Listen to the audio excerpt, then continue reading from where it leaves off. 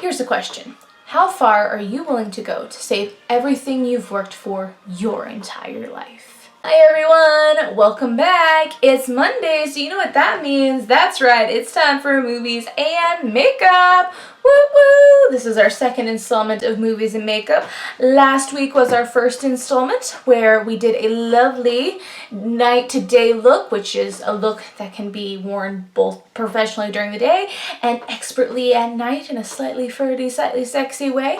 I love a look like that. Also a fantastic story about a serial killer. And so now you're probably wondering, what was the name of the movie? So my first question is, did any of y'all guess it? Did any of y'all guess it? Okay, I'm gonna be completely honest. I'm filming this before I've had a chance to look at the comments from last week's video. Also, I'm pretty sure I forgot to say drop a comment if you know what the movie is. So yeah, we'll fix all of that at the end of this video, so this week will go by much better. But yeah, so did any of you guess what the movie was? If you did, congratulations. So the name of last week's movie was Mrs. Serial Killer, and it is a Bollywood film directed by one of my favorite directors in the whole world. I do legitimately mean this. Her name is Farah Khan, and she is a visionary director. She does all kinds of different things. I've seen her do action, I've seen her do mystery, I've seen her do slightly horror things on YouTube, I've seen her do comedy. She is a visionary, she is so good, and I absolutely love all of her work. So check out Mrs. Serial Killer. You can find it on Netflix. It is a Netflix original, and check out any other of the Farah Khan movies while you're at it. I promise you, you will not be disappointed. Also, something I forgot to talk about last week, that I did last week, but like I said, I forgot to talk about it, is the Easter egg. So, I'm a nerd. I don't know if I mentioned that last week, and I'm not sure if the fact that I watch YouTube videos about murders and mysteries and, you know, watch Bollywood films about serial killers gave away the fact that I might be a tiny bit of a nerd, but I am tiny bit of a nerd. And so one thing that us nerds love are Easter eggs. And so I put an Easter egg in last week's video, and I'm going to put an Easter egg in this week's video, and that'll be something else that you guys can look forward to and try and find. The Easter egg last week was put the hair away. So for those of you, my fellow Firefly fans, you know what I'm talking about. Put the hair away is in reference to a fun moment between two characters, River and Shepherd Brook. Shepherd Brook has very long hair, and he always keeps it back in a ponytail. He's a shepherd, something to do with his section of religion, whatever his religion is, and no one's ever seen him without his hair out of his ponytail.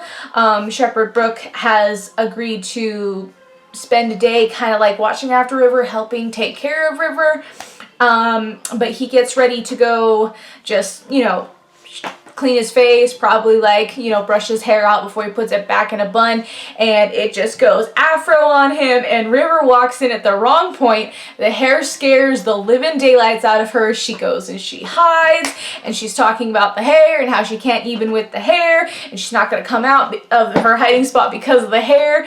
And another one of our favorite characters, Zoe, comes up and says, "He's putting the hair away now, River." So put the hair away is in reference to Firefly.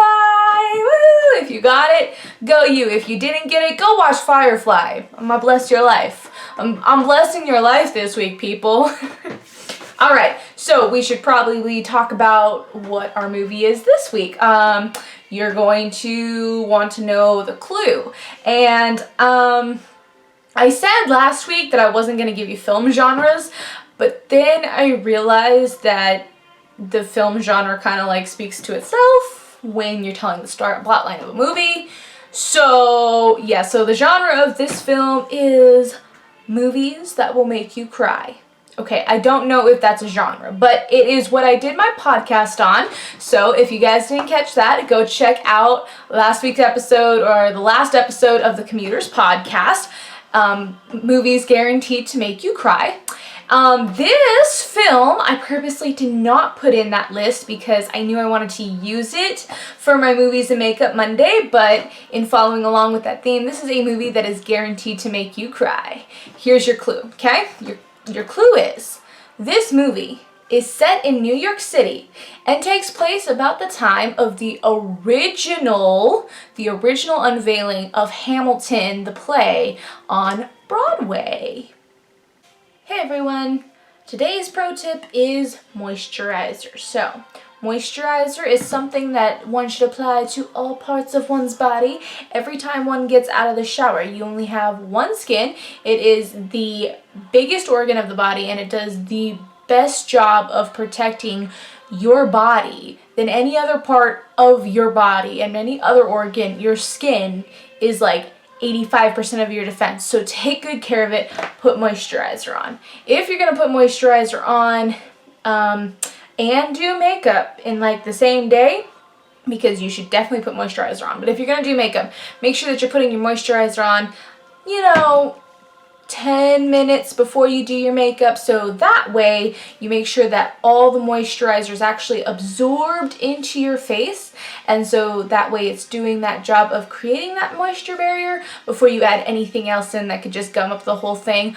Also, if the moisturizer is not completely absorbed into your skin, it can mess with your makeup, your foundation, your primer, and all that jazz. So make sure that not only are you putting moisturizer on, but you're doing it right.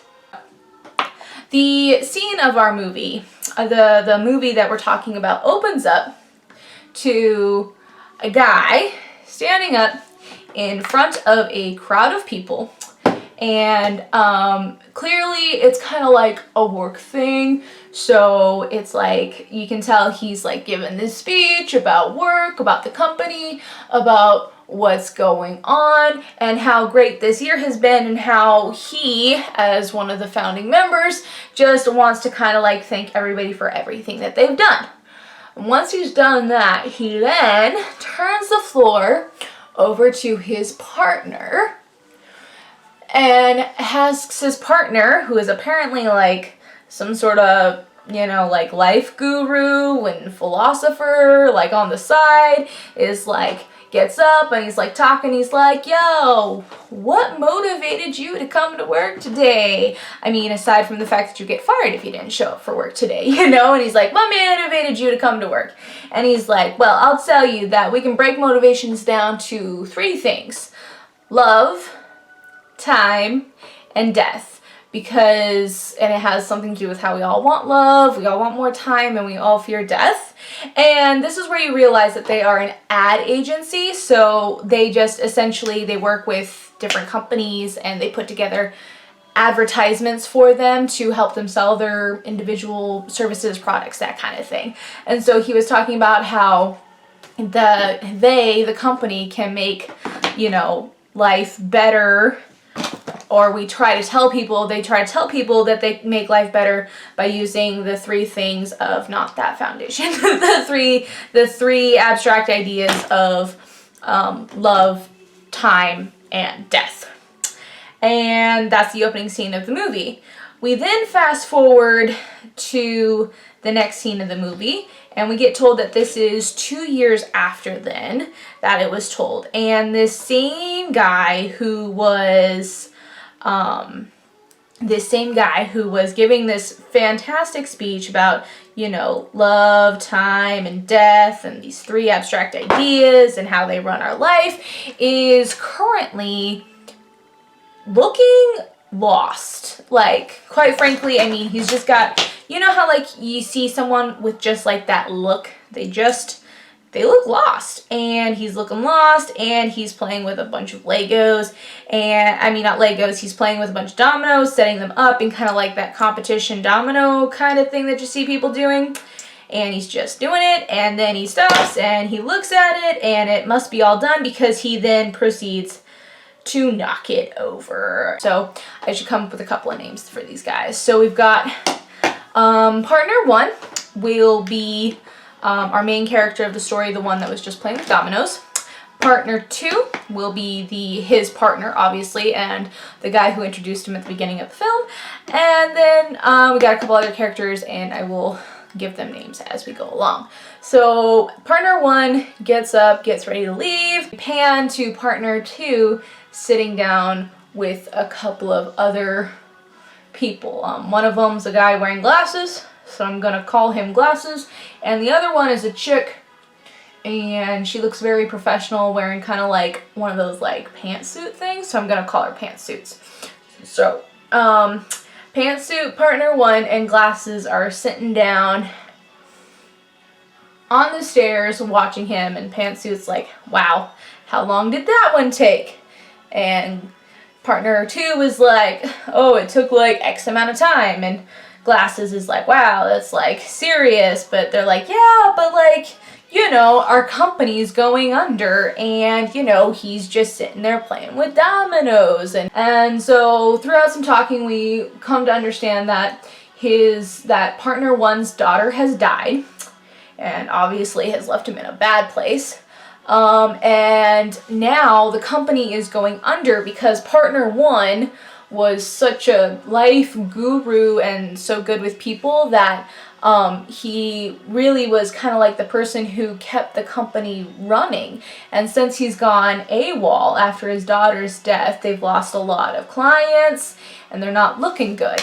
And so they're like, they've been trying to get him to step up, take a little bit more part in the company, which has been difficult. They've tried a bunch of different methods. They've flown in like shrinks and shamans, and the only thing he really does when he comes to work is he plays with dominoes.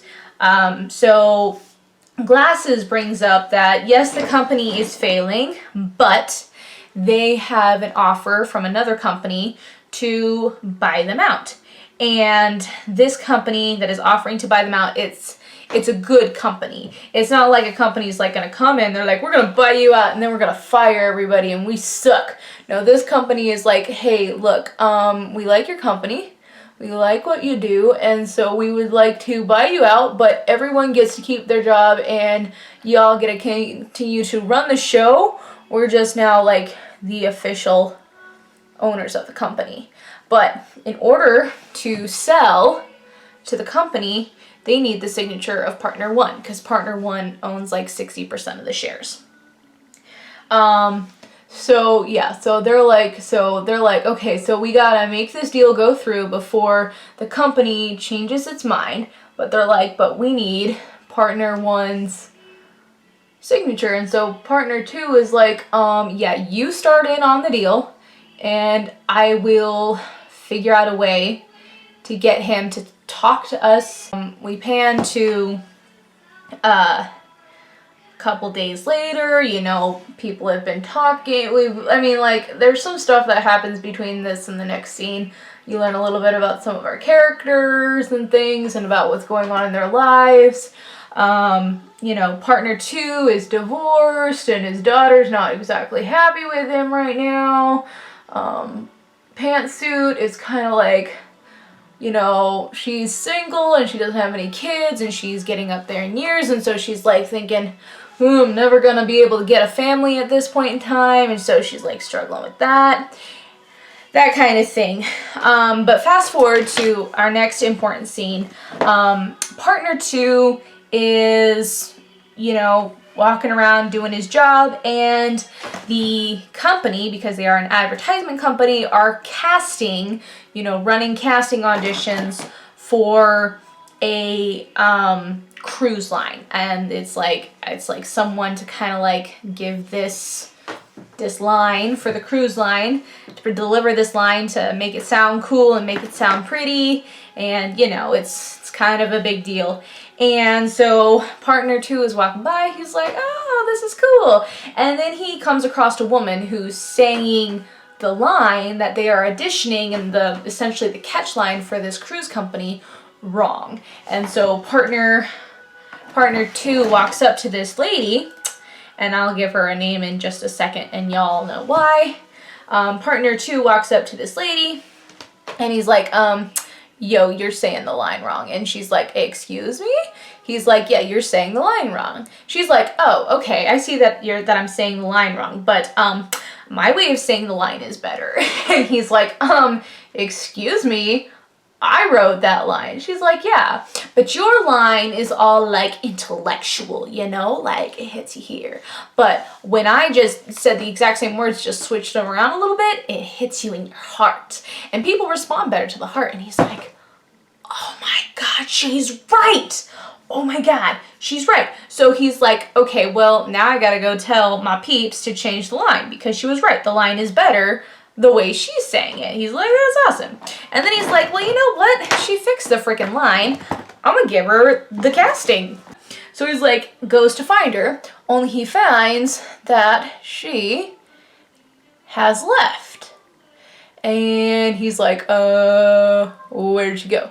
And so he starts following her. She puts on a red cap, so she's not that easy to lose in New York City. He follows her to a rundown warehouse looking thing, and when he goes in, it looks like they have transformed it into a stage. And she goes to the stage where there is an older woman and a young man clearly rehearsing for some kind of play. And partner two is listening to them do this, and he's like, oh, it's good. And they're quoting some lines, and he's like, oh, that's so good. And then, you know, he tells them, he's like, yo, it's really good. Like, when's it going? They're like, we don't have the money for it. He's like, well, you know, I'm going to be coming into some money, clearly because he's trying to sell his company, so that would mean he would get some money because he is one of the main partners. He's like, so I'm going to be coming into some money. If that works out in time, I'll help you guys. I'll come back, and because I really like the theater and I really like this play that you guys are doing.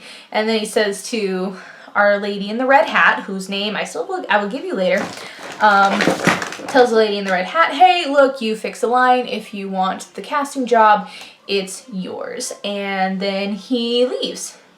So he goes to live with his mom, and while he's there, his mom says some funny stuff about, you know, werewolves meeting out in the night and stuff. And he responds back to her with, yeah, but I got a raccoon, and, you know, he set up a bug. And so the next time the werewolves meet, we're going to capture him because I got a friend down at the city. And, you know, the mom's like, I don't know anything about that, but she's like happy to know that, you know, she's happy to know that that, you know, her son's taking care of this imaginary issue. And that's when partner two has a light bulb moment. He has a light bulb moment. He's like, dude, so partner one is not responding to the real world. Now, my mother had a stroke, and she sometimes doesn't live in the real world either. And I have learned that instead of trying to bring her back into my reality, it's easier to go into her reality. So what if we go into his reality? And they're all like, okay, but how do we do that?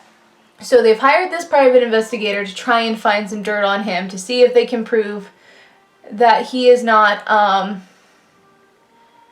sane enough. He's not in his right mind, so therefore, like, his vote shouldn't count. And then the vote goes back to the shareholders, and the shareholders can vote to sell. So they've hired this private investigator to try and find some stuff on him. She hasn't found anything, but she finds that he has written 3 letters. Letter to love, death, and time. And in them, he basically, like, gets angry at them and kind of blames them for his daughter's death, you know, and asks them why she had to die and all that jazz. And so, partner two, pantsuit and glasses, all decide to go ahead and to get love, death, time, and hope to respond to him. And they're like, well, how are we going to do that? And partner two's like, ding ding, light bulb. So he goes back to this warehouse where, you know, the chick that made his line better is rehearsing a play with these other people. And he's like, yo, look, we'll pay you to be these characters, to be these characters, to play love, death, and time for this boss guy, and to respond to him. So that way we can talk to him, and maybe he'll break out of his own little reality and he'll come back, or maybe we'll be able to prove that he is not in his right mind to, you know, make this vote on these shares. They're all like, yeah, we'll do this if you pay us. And they're like, okay, so let's cast. So the older woman gets cast as Death, so from now I'm going to refer to her as Death. The young man gets cast as Time, so from now I'm going to refer to him as Time. And the young lady gets cast as Love, and I'm going to refer to her as Love from now on. So Love, Death, and Time are going to each go up and respond to partner one's letters and talk to him. And Death kind of starts hanging around Glasses a little bit. Is kind of like, seems to have like this personal connection with Glasses. Time seems to find a personal connection with Pantsuit, the lady. And then Love doesn't necessarily find a connection with partner 2, but partner 2 thinks Love is cute, and so he's got a bit of a crush on her, so he keeps trying to impress her, so that way maybe, you know, she'll go to dinner with him and things will get smacksy, I know what I'm saying. So these three kind of develop these relationships while they're preparing to respond to these letters. And so they respond, and they don't see a physical change in partner 1, but partner 1 is definitely recognizing something is going on, and he thinks he's seeing things. So partner 1 decides to not exactly seek help, but he's definitely trying to, you know, tries something to try and kind of like fix it. He actually attends a support group for people who have lost their children. So he goes to this support group, and there's this woman there, and she's like, hi, and he's like, hi. She's like, you want to talk? He's like, yeah, no, I don't want to talk. And so she's like, that's fine, you don't gotta talk, you can just sit down and listen.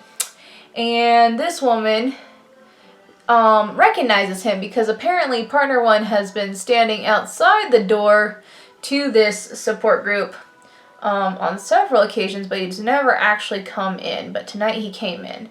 So she walks up to talk to him because she's like, so what decided to make you come in? Is it because it's the holidays? And he's like, no, I think I'm seeing ghosts. And she's like, oh. And she's like, well, you want to talk about it? He's like, not really. She's like, okay, well, can I talk to you? And he's like, yeah, sure, we can talk, I guess. And so they end up talking, and he eventually ends up telling her what's going on with these, he thinks they're visions that he's having. And, you know, she's like, okay, well, I lost my daughter to this rare form of cancer, and after that I divorced with my husband, and, you know, he, like, it's not one of those we fell out of love things, it's just that it was all so much that we couldn't also handle a relationship on top of it. And she's like, yeah, and it makes me sad because I love him and I miss him. And on the day our divorce was finalized, he had given her a note that said, I wish we could be strangers, and now we are. And he's like, oh, well, that's sad. Do you still love him? She's like, well, of course I still love him. And he's like, huh. And then he's like, well, he calls her a cab, and he, like, goes to send her home, and she's all like, hey, look, you know, if you see these visions again, you need to respond. He's like, what? She's like, you need to talk to them. You need to get these feelings out in the open. Like, yeah, they might be hallucinations, but, you know, your mind is trying to deal, and your emotions are trying to deal, and so you need to give them the chance. You need to talk to them. He's like, yeah, sure, whatever. So during this time that he is going on this little bit of a revelation trip with this woman from this support group, this leader of this support group, Death, the older woman, has been hanging around Glasses, and she comes to realize that Glasses is not okay. Turns out Glasses has been dealing with some sort of autoimmune disease for most of his life, and, you know, he's beat it twice, but this time he's not beating it. He's definitely not going to beat it, and he's dying. He's dying. And she's like, well, have you told your family? He's like, No, I haven't told my family. I don't want my family to remember me as some dying person. I want my family to remember me as me. And she's like, she knows. And aside from her, no one else knows. And so she's kind of like helping him with it in the way that she's like trying to help him, you know, come to grips with the fact that, yeah, he's dying. And he may not want his family to remember this. But, you know, his family deserves the chance to say goodbye and to prepare for him having been gone. And so, yeah, so she's helping him with that. We already mentioned about partner one and how he's divorced and his daughter hates him. And believe it or not, Love is trying to encourage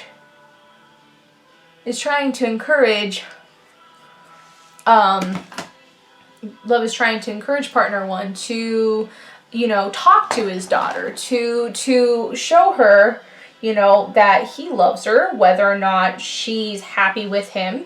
He loves her, and that he's her father, and he's not going to quit being her father just because he made a mistake.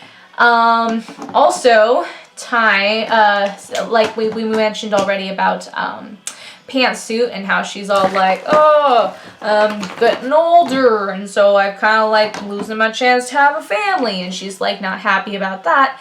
And so Time has kind of made a personal connection with her and is helping her work through that. Interesting, right? So Time is growing closer for this deal, and they still haven't gotten any change out of partner one. No changes. He hasn't even, you know, like shown anyone like there acknowledge the fact that he even saw these visions. And so because there is no change and it's coming closer time to make the deal, and they got to make the deal, the partners get together and decide that they're gonna have Love, Death, and Time come and talk with partner one more time. But in this case, they're going to actually have that private investigator from earlier film it, and then they're gonna Photoshop the three of them out, so that way, and then present it to the board as evidence that he is not in his right mind. And all three of them do. They go and they talk to him, and they're all like, and this time he responds, you know, because he was listening to the chick from the support group. He was listening to her, and so she was all like, you need to respond. And so he does. He responds, and he responds to each one of them loudly in public areas, and they managed to catch it on tape. And yeah, so now they have all the evidence they need to go to the board and just be like, look, we love this man dearly, but clearly he's not in his right mind and cannot, you know, vote for what's going on. The board gets together upon seeing this video footage and asks him to come in, and the board's all like, what's going on? You know, like, can you explain this video to us? The people who engineered this are like, look, we're sorry. It's not that we wanted to hurt you, but, you know, like, the company's going under. And that's when partner one kind of breaks out of his reverie a little bit. He says to them, look, I'm not mad at you for this. He says, I am mad at you guys, but not for this. This is right. You guys did the right thing. This company, it needs to last. And, you know, I checked out. And yeah, maybe I had valid reasons for checking out, but it doesn't change the fact that I checked out and I left you guys holding the bag. What I'm mad at, and he goes through every single one of them, and he says to his partner two, he says, I'm mad at you because, yeah, your daughter hates you, but you know what? She's still fucking alive. That's his privilege, and she's alive, and he should enjoy it while it's there because, you know, it's not guaranteed.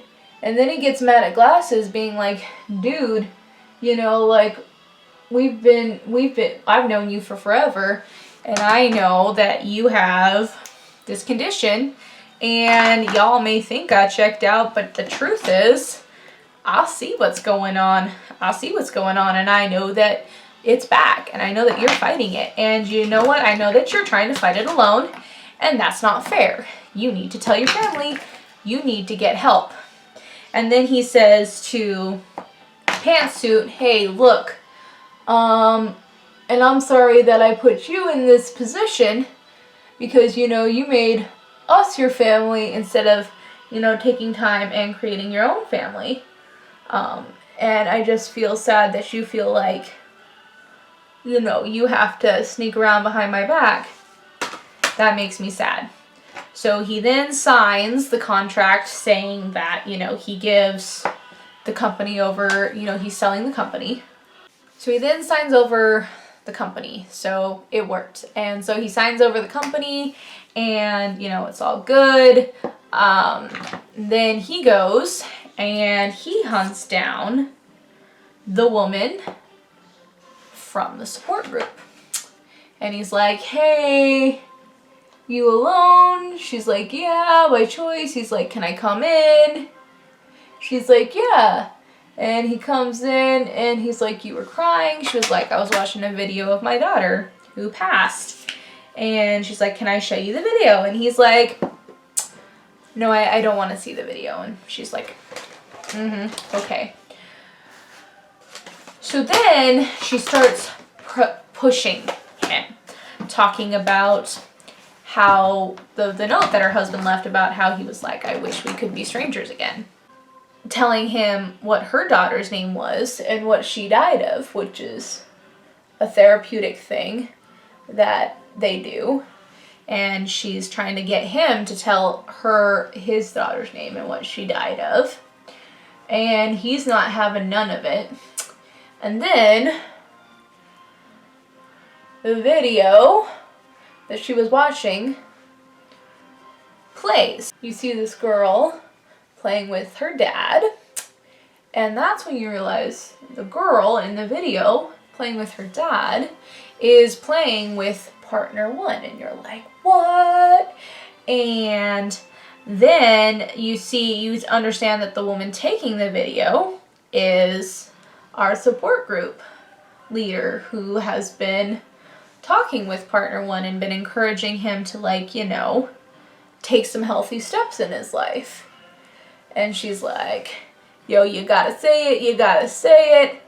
And then he comes out and he's crying and he's bawling, and he finally says that his daughter's name, and his daughter's name is the exact same name as the support group woman. And that's when you realize that this woman that he has been talking to, that he's been feeling comfortable talking to, has been coming up, is in fact his wife, whom he divorced due to the whole, you know, losing of his daughter thing, and that he also still loves her, and that they became strangers again, and that by becoming strangers, figuratively they became strangers, and by doing so they were able to come back together.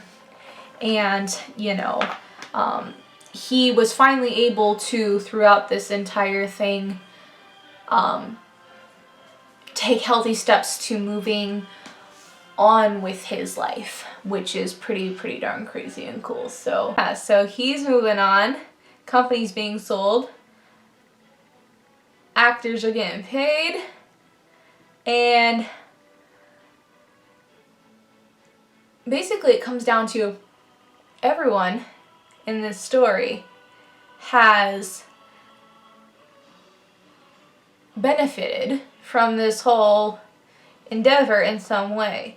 Glasses, with the help of our death actress, has come to grips with the fact that he is dying and manages to actually tell his wife, who it turns out knew the entire time and was just waiting for him to say something. Partner two, with the help of love and what partner one said, actually managed to get his daughter to respond in a positive, nice way to him. He basically says that he's gonna stand outside her school every day after school and see her if that's the only way it takes to see her, because he's her dad and he loves her. And she's like, whatever, you stalk, I'm gonna get a restraining order, but just so you know, tomorrow's an early out. So, that was just all puff, and she's quite happy to know that her dad does love her. And the lady who was worried about time and starting her own family comes to realize that family is more than just, husband, wife, babies. Family is what we make of it. And she is able to learn that with the help of time. So that's our movie for today, that I'm pretty sure I just totally butchered and spent way too much time talking about. But dude, this makeup look, am I right? I mean, oh my gosh. I had no idea what I was gonna do. I never know what I'm gonna do. I just sit down and I open some things up and I pick some colors, and I am so proud of this makeup look. Yeah, so I hope you all enjoyed the story. Leave a comment down below if you figured out what the movie was. If you didn't figure out what the movie is, or even if you do figure out what the movie is, come back next week for another installment of this fun times. Until then, I will see you next week. Stay happy, stay healthy, stay safe.